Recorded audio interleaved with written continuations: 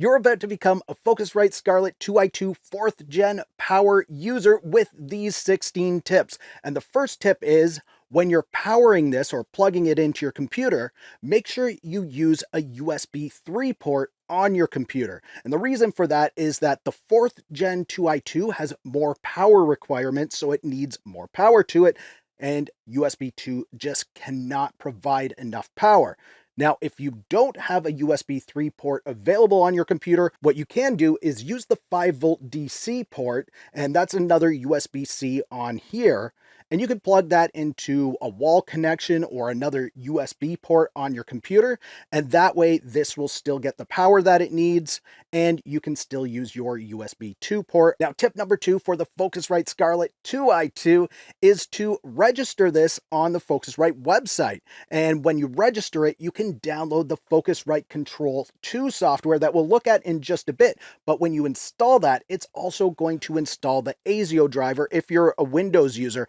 And that ASIO driver is going to give you much lower latency. And now for tip 3, since we're talking about latency, how do we control the latency? Well, we just go into our DAW software and then into the audio settings for it. And then you want to set the driver type to ASIO. And then you'll select the Focusrite audio interface in the device section if it's not there already. And then there should be a control panel button that you can click. And this is going to bring up a window that allows you to adjust the buffer size. Now, the lower the size, the lower the latency, but not all computers can handle the lowest latency. So what you might want to try is start with the lowest one that you can do. See if that works for you. If it doesn't, then move up to the next one and continue doing that until you find the latency that works. I find that up to about 256 is decent. Ideally, you want it to be under 128. All right, now tip number 4 is for when you're connecting a microphone to your 2i2 4th Gen. You want to make sure you use a cable like this. It has an XLR male and an XLR female end. This end goes into your microphone, this end goes into the audio interface, and that way you're connected to the preamp and you're going to get the best quality audio. You don't want to use one of those XLR to 1/4 inch cables. That's going to bypass the preamp, so you're going to be connecting to the front of this audio interface.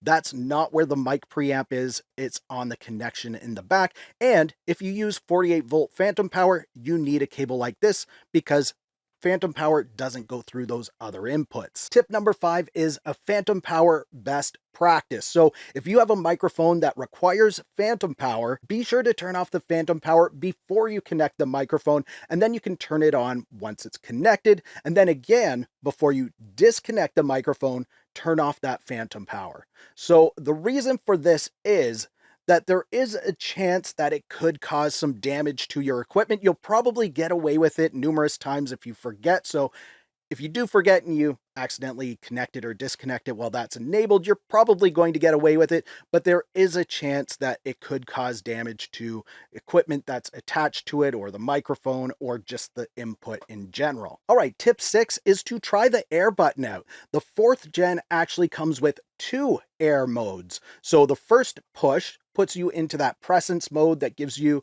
the airy qualities of the classic console. Push the air button again, and you're still going to get that presence boost, but you're also going to add some harmonics in there, which makes it even closer to the sound of using that classic console. And when they first released the 2i2, it said these are the 2 modes that are available at launch, which makes it sound like they may add some more in there later through a firmware update or something like that. Tip number 7 is you can actually link input 1 and 2 together so it acts as a stereo pair, and you can control the gain just using one knob, and that would adjust it for both sides. Now there's 2 ways you can do this. On the audio interface itself, you would just press and hold select until both the 1 and the 2 turn green, and you'll notice the halos will be the same as well. Now, another way to do that is on the computer with the Focusrite Control 2 software.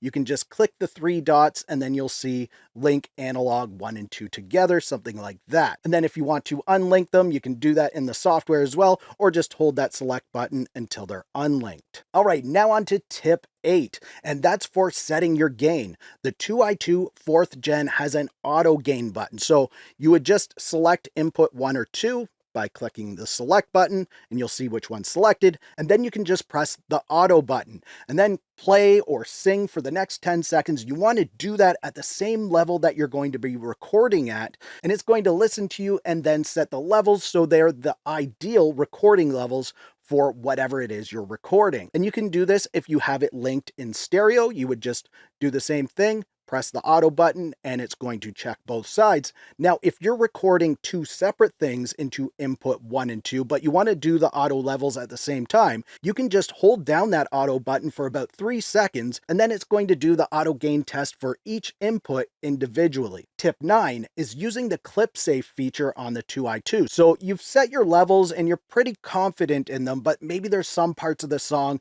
where you really belt it out and you're a little worried about clipping still.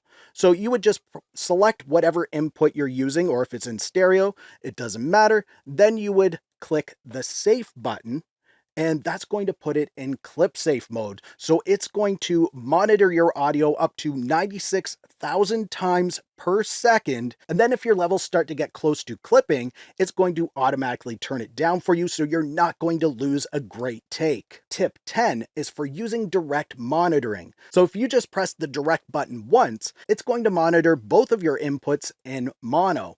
Now, if you have it in stereo and you want to do direct monitoring in stereo, you want to press it again. And then that way you're going to be monitoring in stereo. So input 1 is going to be on the left and input 2 will be on the right. Now, tip 11 is for somebody that's new to all of this home studio recording stuff. And that's, do you want to record to a mono track or a stereo track?